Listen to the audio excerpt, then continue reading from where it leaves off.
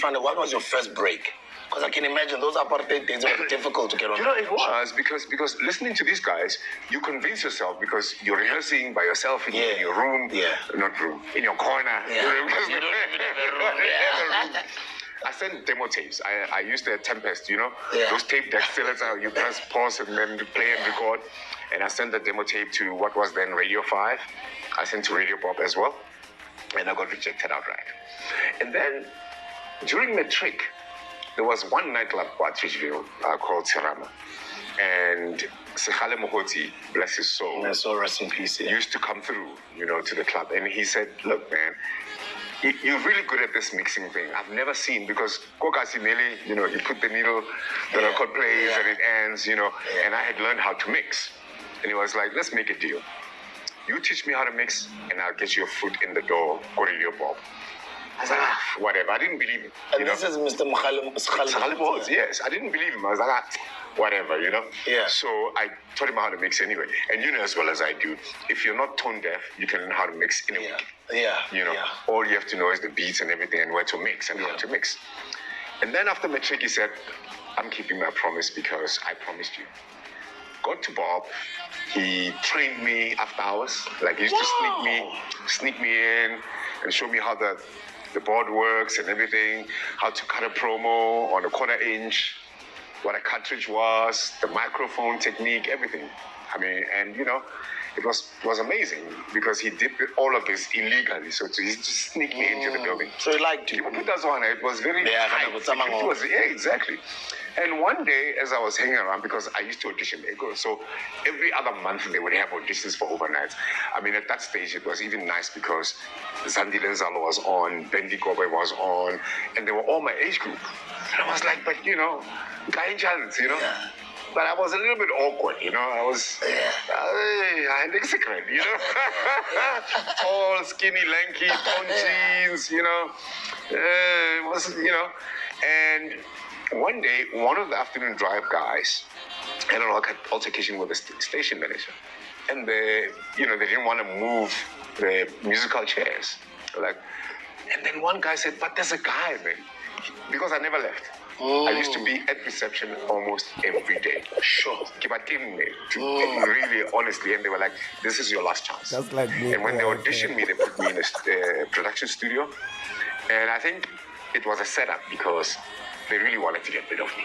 But it didn't work because all they had in there was put Johnny Hodges, Sonny Stitt, Johnny Coltrane. They had only jazz albums, the records. Yeah. And at my age, they thought, he's never going to be able to break announce this stuff.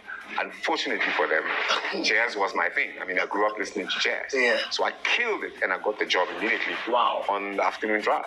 So it was a... So you won afternoon drive immediately? Yeah.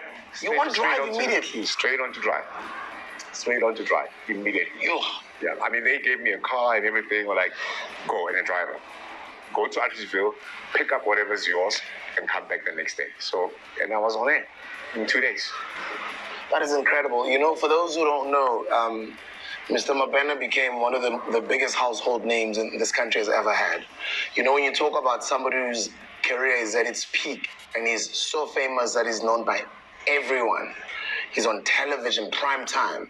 He's on radio, prime time. He's on Metro. He's doing prime time shows. He's got music albums. He's got hit songs. He's literally everywhere.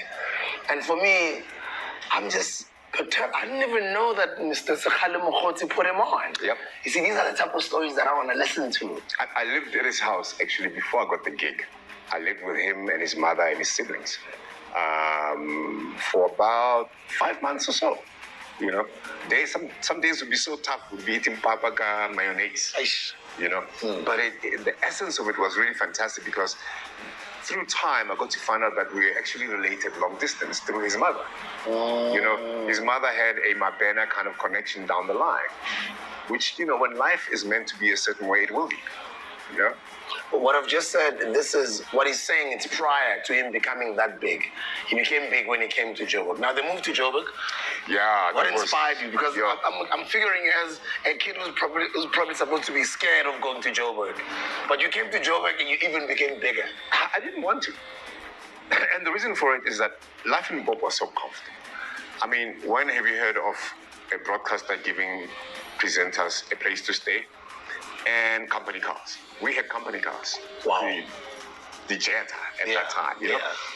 And I think we were paying a premium of about 30 rent, a 3-bedroom. And I shared a flat with Glenn Lewis, as a matter of fact. Yeah, he did tell me that Flat story. 38. I was interviewing him the other day. So that was flat 38. Flat 38. A lot of things happened there, you know. But my girlfriend at the time, Zamile Nzalo, called Goskhadebe. Yeah. And, you know, she just wanted out. I mean, she had been there before me, so she had been there longer. And Gos said, thank you very much for calling. Do you have Bob's numbers? You know, and, you know, because she was my girlfriend, it's like, hey, look, I wanted to go there, but they don't want me, they want you. I was like, hey, I get Also, the relationship started when you guys were still at Bob. Yes. I thought you guys only started changing. No, we started going out back then. So they had a celebrity relationship. One of the Beyonce and Jay-Z type of things from back in the day. It took a while for me to make the call. I was very comfortable. I mean, Bob was at that time, a very small place. Everybody knew everybody. It was friendly. It was safe. And everything was within reach. You know, there was the mall was over here, the broadcasting center was over there, and the flats were over here. And then every once a week or so, we drive to Gemini, you know, to have our fun, and then we go back. You know, so I was very comfortable, and she pushed me. She really, really pushed me. She's like, you know what? This thing is going to end here, and you don't want to be here when it does, because your talent is immense. This place is too small for you. So when I finally agreed to a meeting with Goskhadebe at that time, we met actually at the Holiday Inn by Mill Park. When that was, those are the guys those are the guys actually who started Metro FM. Yes. At the time, it was Radio Metro. Yes. So I think he was a station manager or something. He was station manager at the time. And we had our meeting, and I remember my first salary was about 5,000 rand a month. Wow, that's a lot of money. That was a lot of money those days. And straight on to my first show was on a Saturday, the Countdown, and I did that show for the longest time. And then I did Afternoon Drive. The Countdown, I remember Saturday mornings. Guys, Top 40, you know? Yeah, the top 40. It was fantastic. I really, even today, you know, if I had to tell you the shows that I enjoyed, that show was one of them, because I really made it. I owned it. I made it my own. And as a matter of fact, some stage the company took me to London, my first overseas trip for the Dangerous Tour, Michael Jackson Dangerous Tour. You know, and Lawrence Dube was a legend of note. Was on Breakfast. Before then, Tim Modise was doing the show that I had done. But Tim moved to 702, and I took on that slot. And he did, actually, before he moved on to 702, that's when talk started on Metro with the Jungle Fever. He had a 1 or 2 hour slot at that time. There was no talk on Metro. Tim Modise started talk on Metro. Oh, wow. Yes. Okay. So I would that was before he moved to 702? Before he moved to 702, okay. So Metro had, the first talk show host on Metro was Tim Modise. Okay. And he came on after the drive. Tim left, and then Lawrence and I had a discussion, you know. Lawrence was getting on, and he was like, man, I'd like to try Afternoon Drive. Can we swap, you know? And then I went on Breakfast. And Metro was fantastic, man. I mean, the fan base increased tremendously. I remember there was a place called The Ace. I don't know if it still exists, in Durban, not too far from the hostels. We had an OB there, an outside broadcast. I had bought this T-shirt in London, had all the M's. Marcus Garvey, Mandela. Who else was there? It escapes me now. Martin Luther King. All the M's.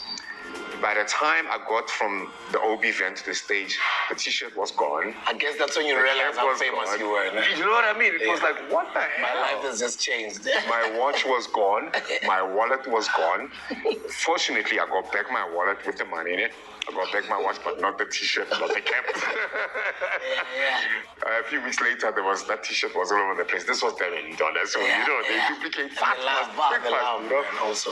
Yeah, so you know, Stimela was there as well, performing. It was one of the best moments I've ever had. You know, in KZN, it was the humility of people in that area. Because you hear things at that time. I was young, you know, you know, all those things. And, you know,